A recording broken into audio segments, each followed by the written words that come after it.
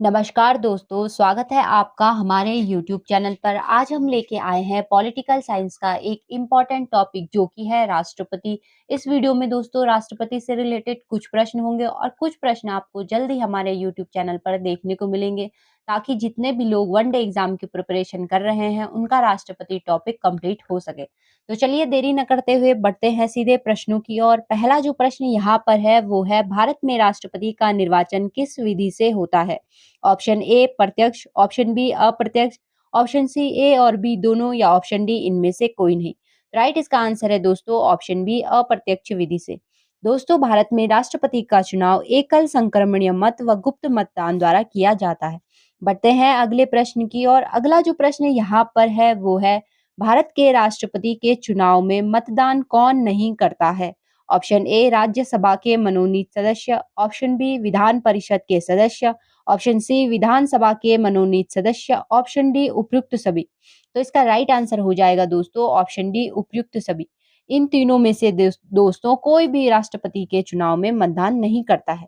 बढ़ते हैं अगले प्रश्न की ओर। अगला प्रश्न है, भारत के राष्ट्रपति उम्मीदवार के प्रस्तावक का अनुसमर्थन कम से कम कितने सदस्यों द्वारा किया जाता है? Option A 1, option B 10, option C 50 या ऑप्शन डी 100। तो इसका राइट आंसर है दोस्तों ऑप्शन सी 50।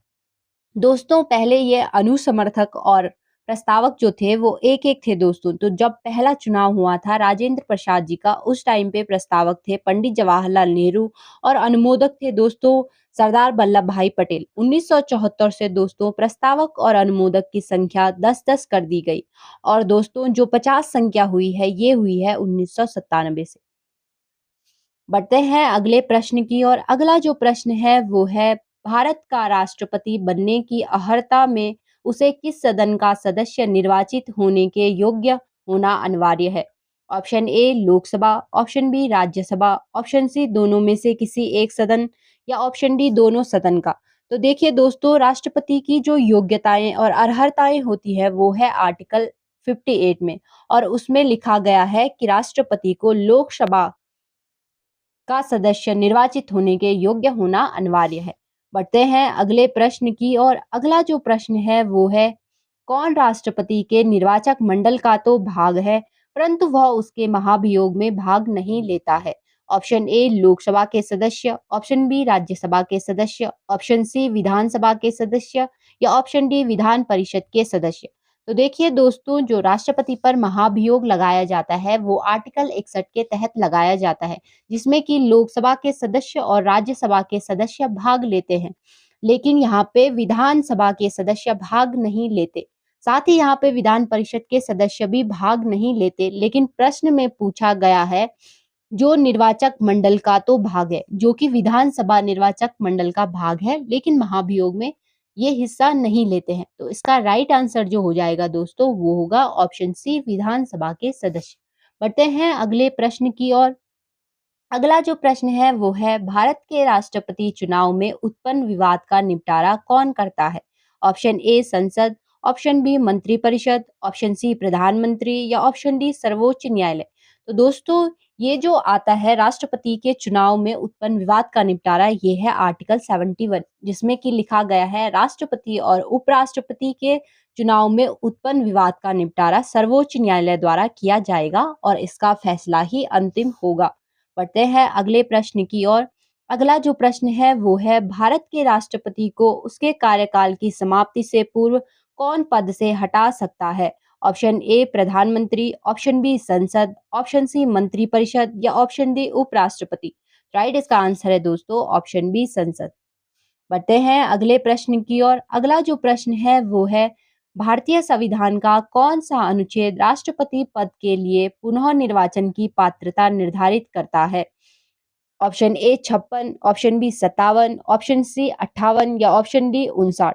तो राइट इसका आंसर हो जाएगा दोस्तों ऑप्शन बी 57। अभी तक दोस्तों एकमात्र राष्ट्रपति डॉक्टर राजेंद्र प्रसाद जी है, जो कि 2 बार भारत के राष्ट्रपति बन चुके हैं। बढ़ते हैं अगले प्रश्न की ओर। अगला जो प्रश्न है वो है, भारतीय संविधान के किस अनुच्छेद के अंतर्गत राष्ट्रपति संसद के दोनों सदनों द्वारा पारित किसी विधेयक पर अपनी स्वीकृति रोक सकते हैं? Option A 111, option B 112, option C 113 या ऑप्शन डी 114। राइट इसका आंसर हो जाएगा दोस्तों ऑप्शन ए 111। लेकिन दोस्तों राष्ट्रपति जो है वो धन विधेयक पर अपनी स्वीकृति नहीं रोक सकते हैं। बढ़ते हैं अगले प्रश्न की ओर। अगला प्रश्न है, राष्ट्रपति चुनाव विवाद में किसके द्वारा शिकायत की जाती है?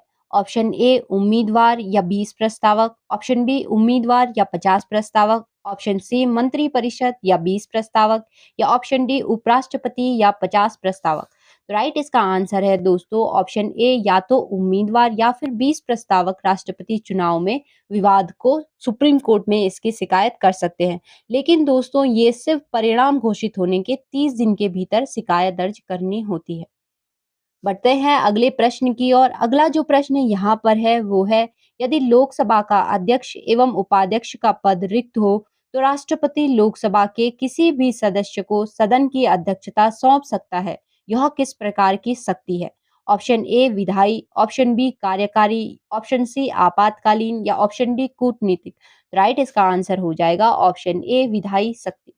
बढ़ते हैं अगले प्रश्न की ओर। अगला प्रश्न है, किसी सदन द्वारा राष्ट्रपति पर महाभियोग लगाने के लिए कितने सदस्यों के हस्ताक्षर होना अनिवार्य है? ऑप्शन ए 1/2, ऑप्शन बी 1/4 या ऑप्शन सी 2/3 या ऑप्शन डी 1/6।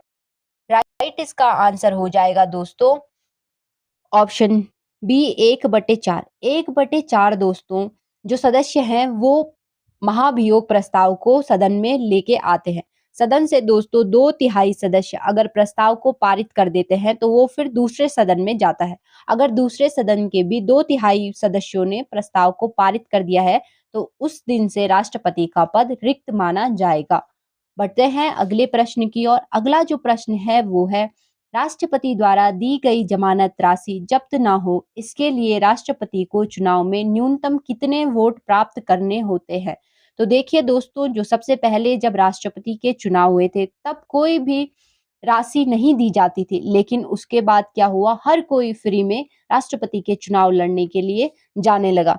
तो इसके लिए इन्होंने निर्धारित की दोस्तों 1974 में इनकी जमानत राशि जो थी दोस्तों वो थी 2500 रुपये।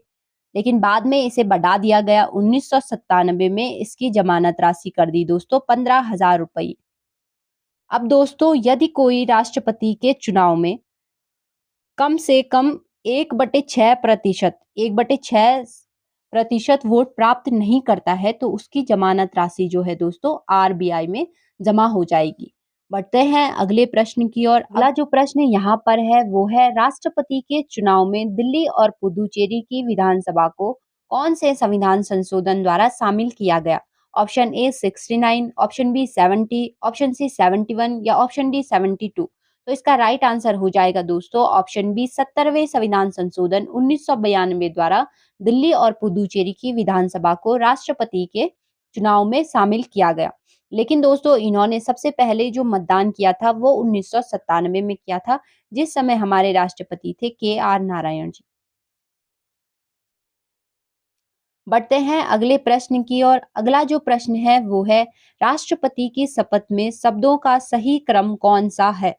ऑप्शन ए संरक्षण, प्रतिरक्षण या परिरक्षण, ऑप्शन बी परिरक्षण, संरक्षण या प्रतिरक्षण, ऑप्शन सी प्रतिरक्षण, संरक्षण या परिरक्षण, ऑप्शन डी संरक्षण, परिरक्षण या प्रतिरक्षण। राइट इसका आंसर हो जाएगा दोस्तों ऑप्शन बी परिरक्षण, संरक्षण और प्रतिरक्षण। अगला जो प्रश्न यहाँ पर है वो है, निम्नलिखित वीटो पावर में से भारत का राष्ट्रपति कौन सी वीटो पावर का उपयोग नहीं करता है? ऑप्शन ए अत्यंतिक veto, option B pocket veto, option C विशेषित वीटो या ऑप्शन डी निलंबनकारी वीटो। तो इसका राइट आंसर हो जाएगा दोस्तों ऑप्शन सी विशेषित वीटो। बढ़ते हैं अगले प्रश्न की ओर। अगला प्रश्न है, निम्न में से सर्वोच्च न्यायालय के किस मुख्य न्यायाधीश ने सर्वप्रथम भारत के राष्ट्रपति के कार्यों को संपादित किया था? ऑप्शन ए न्यायमूर्ति जे कानिया, ऑप्शन बी न्यायमूर्ति के सुब्बा राव, ऑप्शन सी न्यायमूर्ति मोहम्मद हिदायतुल्लाह, ऑप्शन डी न्यायमूर्ति पी.एन. भगवती। इसका राइट आंसर हो जाएगा दोस्तों ऑप्शन सी न्यायमूर्ति मोहम्मद हिदायतुल्लाह। जब दोस्तों भारत के तीसरे राष्ट्रपति डॉक्टर जाकिर हुसैन जी का अचानक से निधन हो गया था। उनके बाद तत्कालीन उपराष्ट्रपति वीवी गिरि राष्ट्रपति बने थे, लेकिन उन्होंने राष्ट्रपति चुनाव में भाग लेने के लिए राष्ट्रपति पद से इस्तीफा दे दिया था। उस समय पर हिदायतुल्लाह भारत के राष्ट्रपति बने थे। ये दोस्तों भारत के प्रथम मुस्लिम मुख्य न्यायाधीश भी हैं, जो कि दोस्तों 20 जुलाई 1969 से 24 अगस्त 1969 तक भारत के राष्ट्रपति रहे। बढ़ते हैं अगले प्रश्न की ओर। अगला जो प्रश्न यहाँ पर है वो है, राष्ट्रपति और उपराष्ट्रपति दोनों के नहीं होने पर भारत के राष्ट्रपति के रूप में कौन कार्य करता है? ऑप्शन ए लोकसभा का स्पीकर, ऑप्शन बी भारत के महालेखा परीक्षक, ऑप्शन सी भारत के मुख्य निर्वाचन आयुक्त, ऑप्शन सी भारत के मुख्य न्यायाधीश। तो इसका राइट आंसर हो जाएगा ऑप्शन डी भारत के मुख्य न्यायाधीश। बढ़ते हैं अगले प्रश्न की ओर। अगला प्रश्न है, भारत के राष्ट्रपति द्वारा राज्यसभा के लिए कितने सदस्य मनोनीत किए जाते हैं? Option A 25, option B 24, option C 12, option D इनमें से कोई नहीं। राइट इसका आंसर हो जाएगा दोस्तों ऑप्शन सी 12, जो कि दोस्तों लिखा हुआ है आर्टिकल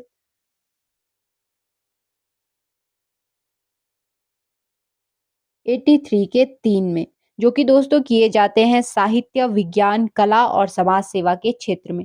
बढ़ते हैं अगले प्रश्न की और अगला जो प्रश्न है वो है, अगर राष्ट्रपति अपने पद से इस्तीफा देते हैं तो उन्हें अपना इस्तीफा पत्र संबोधित करना चाहिए। ऑप्शन ए भारत के मुख्य न्यायमूर्ति, ऑप्शन बी उपराष्ट्रपति, ऑप्शन सी प्रधानमंत्री या ऑप्शन डी इनमें से कोई नहीं। तो इसका राइट आंसर हो जाएगा दोस्तों ऑप्शन बी उपराष्ट्रपति को, जो कि लिखा हुआ है दोस्तों आर्टिकल 56 में।